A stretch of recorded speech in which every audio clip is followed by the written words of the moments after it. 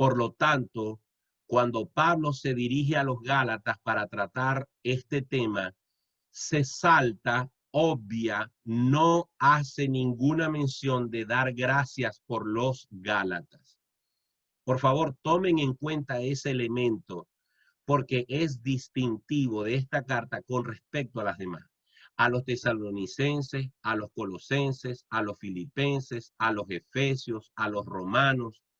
Él da gracia por ellos, pero con los Gálatas es más seco, él es más rudo, él es más frontal. Y esto lo hace deliberadamente porque Pablo está dolido, Pablo está preocupado, Pablo está indignado de la actitud de las iglesias de Galacia con respecto a el evangelio que estaban tratando de vivir. Así que eso es muy importante destacarlo de la carta a los Gálatas. Ahora bien, sigamos exprimiendo la salutación, porque como lo dije cuando nos propusimos estudiar Gálatas, la idea es sacarle el mayor provecho al texto bíblico. Cuando Pablo utiliza la expresión Pablo apóstol, no de hombres ni por hombre, sino por Jesucristo y por Dios el Padre que lo resucitó de los muertos. Cuando Pablo hace ese tipo de aclaratoria, recuérdense que cuando usted está escribiendo y usted en una idea introduce un paréntesis, podemos decir que ese paréntesis es una aclaratoria que usted está haciendo. Una aclaratoria que el lector debe tomar en cuenta, que no forma parte de la idea, pero que se menciona para dejar clara la idea. Cuando Pablo dice, Pablo apóstol, y abre un paréntesis y coloca, no de hombres, ni por hombre, Pablo lo que está queriendo decir es, yo no vine para hablarles de mí, pero tengo que hablar de mí. ¿Por qué? Por lo mismo que dije hace unos minutos. Pablo va a usar estos capítulos para reprender a los Gálatas y lo va a hacer de una forma muy contundente. Pero recuerden que él no solamente le está escribiendo a los hermanos de las iglesias, sino a los falsos maestros que iban a saber de esta carta. Y estos falsos maestros se habían dedicado en desprestigiar a Pablo.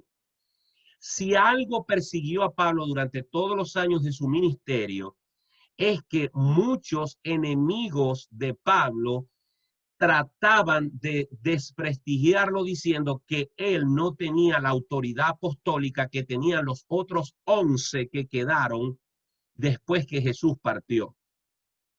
Muchos hombres nunca aceptaron a Pablo como apóstol. Lo consideraban una especie de intruso, una especie de usurpador, y atacaban a Pablo y su autoridad espiritual, su autoridad ministerial, para desacreditarle y quitarle peso, para quitarle importancia a lo que él predicaba. Entonces, los que se habían venido a Galacia persiguiendo los pasos de Pablo, no había terminado de Pablo de salir del área de Galacia cuando ellos empezaron a manipular a los creyentes de la zona.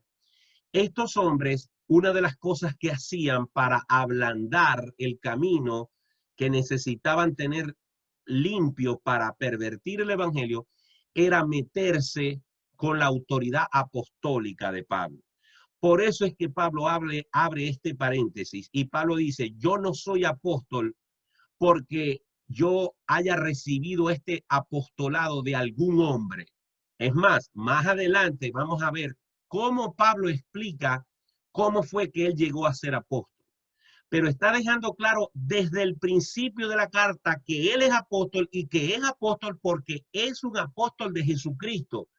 No por imposición de algún concilio, no por imposición de alguna iglesia, no por imposición de alguna persona, sino que él directamente, al igual que los otros 11 que caminaron con Jesús, él es un apóstol de Jesucristo. Y lo que está diciendo es, yo tengo autoridad, como la tiene Pedro, como la tiene Jacobo, como la tienen otros discípulos, otros apóstoles, yo también soy uno de ellos. Y con esa autoridad yo me estoy dirigiendo a ustedes. Ahora bien, el versículo 2 dice, y todos los hermanos que están conmigo. Vamos a notar en otras cartas que Pablo, aunque era el autor, siempre hacía mención de quienes estaban acompañándole. Y en este caso, Pablo lo que está diciendo es, yo no estoy solo cuando les escribo esta carta. Yo no estoy escribiendo esto sin que a otra persona no sepa lo que les estoy diciendo. Yo les estoy enviando esta carta y otros hermanos, todos los hermanos que están conmigo, me acompañan. Es decir, Pablo está diciendo, lo que yo les voy a decir aquí, no solamente se los estoy diciendo yo, sino que cuenta con el respaldo de hermanos que sí me consideran un apóstol, que sí me apoyan y que sí respaldan todo lo que yo les voy a decir. Eso es importante, esos detalles hay que resaltarlos, porque no es lo mismo cuando un hombre habla solo que cuando alguien habla apoyado por los demás. Una vez alguien dijo que si alguien quería saber si él o ella era un líder, debía mirar hacia atrás.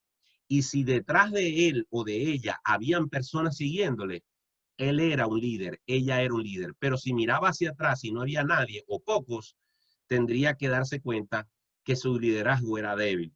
Y en el caso de Pablo, Pablo lo que está diciendo, yo no estoy solo, yo estoy acompañado por otro grupo de creyentes que me respaldan en todo lo que les voy a decir. Y luego, cuando en ese mismo versículo 2 dice, a las iglesias de Galacia, es importante recordar lo que dijimos la semana pasada. Esta zona era una zona grande. Esta zona de Galacia era una zona bastante grande. Por favor, permítanme abrir de nuevo el mapa en el que estuvimos estudiando eso, porque me interesa que lo podamos ver. Denme un segundito para buscarles el mapa y compartirlo con ustedes un momento.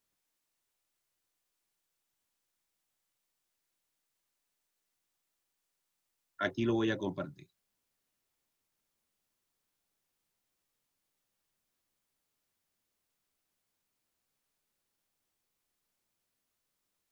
Ok, ahí deberían de estar viendo el mapa, ok. Como se los dije la semana pasada, esto que está aquí, si ustedes logran ver lo que estoy haciendo con el mouse, esto que está aquí es Italia, esto es Europa, ¿verdad? El sur de Europa. Bueno, si ustedes miran a la izquierda de su mapa, van a ver a Italia, van a ver la isla de Sicilia, y si se van hacia la derecha, sigue siendo el sur de Europa. Ahí tienen a Grecia, ¿ok? Luego está parte de lo que es el mar Egeo, que es este pedazo de mar que está aquí, que forma parte del mar Mediterráneo. Y esto, ¿verdad? Aunque sigue siendo el sur de Europa, también es conocido como parte donde se une Europa con Asia. Ok, donde ustedes ven ese globito rojo se llama Frigia. Bueno, Frigia era una de las zonas de Galacia. Galacia era muy grande. Era toda esta zona que estoy dándole vuelta con el mouse. Es toda esta zona de aquí. Y aquí habían varias ciudades. Estaba Derbe, estaba Tarso, estaba Listra, estaba Antioquía de Pisidia. Toda esta zona de aquí, ¿verdad? Es lo que llaman Galacia. Por lo tanto, los eruditos o teólogos coinciden que en toda esta zona habían al menos unas 4 iglesias importantes. Por eso es que Pablo dice a las iglesias de Galacia, porque era una zona bien grande desde el punto de vista, desde el punto de vista geográfico. Yo quiero detenerme un momento para decir algo que no dije la semana pasada o que no ahondé mucho en eso. Los hermanos de Galacia, que sí dijimos que eran, vamos a decir, los antecesores de lo que hoy en día son los franceses, y se llamaba Galacia porque ellos venían de la parte de Francia y a los franceses también se les llama galos. Estas personas eran personas de color blanco, eran personas rubias, la mayoría de ellos. Eran como lo que nosotros hoy en día decimos un museo. un gringo. Eran personas que eran del norte de Europa, pero que habían emigrado a esta zona, que les gustó esa zona. Y una de las características de estos galos, o de esta gente de Galacia, o de estos gálatas, es que ellos eran muy inconstantes. Por favor,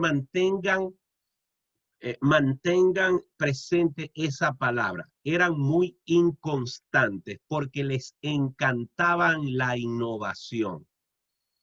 Eran muy inestables porque eran muy sujetos, muy sensibles a los cambios que surgían, a las modas, a cuando alguien traía un discurso nuevo. Ellos eran se emocionaban mucho con los cambios. Entonces no eran estables y eran sujetos a ese tipo de variaciones. ¿Qué es lo que pasa? Fíjense que el versículo 6, miren el versículo 6. ¿Qué dice Pablo en el versículo 6? Estoy maravillado, estoy asombrado, estoy impactado de que tan pronto os hayáis alejado. A Pablo le asombra que se hayan alejado, pero más le asombra que haya sido tan rápido, tan violento, que haya sido... Esto nos da una idea de que Pablo no hacía mucho que había estado allí, no hacía mucho que había estado entre ellos, porque de hecho Pablo fundó esas iglesias y estuvo entre ellos, pero la expresión estoy asombrado, estoy maravillado de que tan pronto significa que Pablo está diciendo, no hace nada que salí de ahí y ya ustedes están manteniendo una actitud que no es la correcta. Bueno, parece que eso coincidía mucho con la forma de ser de los Gálatas. Eran muy susceptibles a los cambios, eran muy manipulables. Entonces, esa inestabilidad de los Gálatas los predisponía para que se emocionaran con Pablo, pero luego se emocionaran cuando llegaron los judaizantes a venderles otro evangelio. Hasta ahí vamos con el versículo 2. En el versículo 3, gracia y paz sean a vosotros.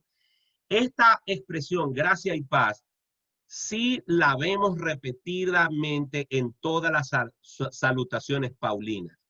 Pero como se lo dije al principio de este video, de esta reunión, cuando yo era joven y abría la Biblia, siempre me saltaba las salutaciones. Y si las leía con absoluta superficialidad. ¿Por qué? Porque pensaba que, como siempre Pablo decía lo mismo, Pablo, apóstol de Jesucristo, gracias, paz a vosotros, doy gracias. Yo venía y me saltaba eso. Y resulta que ahí hay un contenido importante. La expresión gracia y paz, que está en el 99% de las salutaciones paulinas, tiene una importancia relevante. ¿Por qué? Porque en el Evangelio la palabra gracia es fundamental y la palabra paz también es fundamental. La gracia es el favor de Dios para con nosotros. La gracia es el don inmerecido del Padre para con nosotros que nos dio a su Hijo Jesucristo. Pero no se puede experimentar la paz de Dios si primero no se tiene y se experimenta la gracia de Dios. Todos los hombres y mujeres del mundo quieren paz. Todos los hombres y mujeres del mundo, incluyéndonos a nosotros, queremos tener una vida llena de paz. El saludo de los israelitas es shalom, que es paz. Porque todos nosotros queremos tener paz. El Señor Jesucristo dijo, mi paz os dejo, mi paz os doy. Yo no la doy como el mundo la da. ¿Quién no quiere tener paz? ¿Quién no quiere tener su mente reposada, tranquila? ¿Quién no se quiere ir a acostar? ¿Quién no se quiere levantar sin problemas o sin situaciones que te quiten el sueño y te quiten la tranquilidad? Todos nosotros queremos tener paz, pero no se puede experimentar la verdadera paz si primero no se experimenta la gracia del Señor Jesucristo. Por eso Jesús dijo, Buscad primeramente el reino de Dios y su justicia, y las demás cosas vendrán por añadidura. Aunque el hombre trate de hacer distintas estrategias de meditación, de respiración, de buscar un ambiente de coinonía, un ambiente de tranquilidad, no va a experimentar la paz verdadera si primero no ha depositado su fe en Jesucristo y si primeramente no entiende y valora que Jesucristo murió por él y le dio la vida eterna. Y eso es la gracia. Los cristianos tenemos que deleitarnos en la gracia de Dios, que sin merecerlo nos alcanzó, que sin merecernos nos redimió. Todo cristiano que se dedica a pensar que sin merecerlo Dios le amó y entregó a su Hijo Jesucristo, se va a dar cuenta que es bienaventurado porque ha recibido el regalo eterno, el regalo de la vida eterna, y nada puede ser más importante que tener la gracia y el don de Dios. Y cuando nosotros experimentamos ese regalo y nos damos cuenta de la bienaventuranza de ser hijos de Dios, de que hemos pasado de muerte a vida, que éramos criaturas y ahora somos hijos, ahora somos herederos, ahora somos coherederos con Cristo, cuando experimentamos ese maravilloso regalo de la salvación, entonces es que podemos tener paz. Por eso en todas las cartas paulinas, y yo los invito a que lo hagan después que termine este video, por favor váyanse a cada carta del apóstol Pablo y se van a dar cuenta que en todas ellas dice gracia y paz. Y fíjense que siempre él también resalta al Padre y al Hijo. Dice, gracia y paz sean a vosotros de Dios el Padre y de nuestro Señor Jesucristo. Pero aquí, en esta salutación a la que Martín Portillo le pasaba por encima, cuando era joven, hay contenido importante también. ¿Por qué? Porque el versículo 4 dice, hablando de Jesucristo, porque mencionó al Padre y mencionó a Jesucristo, el Hijo. El versículo 4 dice, el cual, refiriéndose a Jesús, se dio a sí mismo por nuestros pecados, para librarnos del presente siglo malo.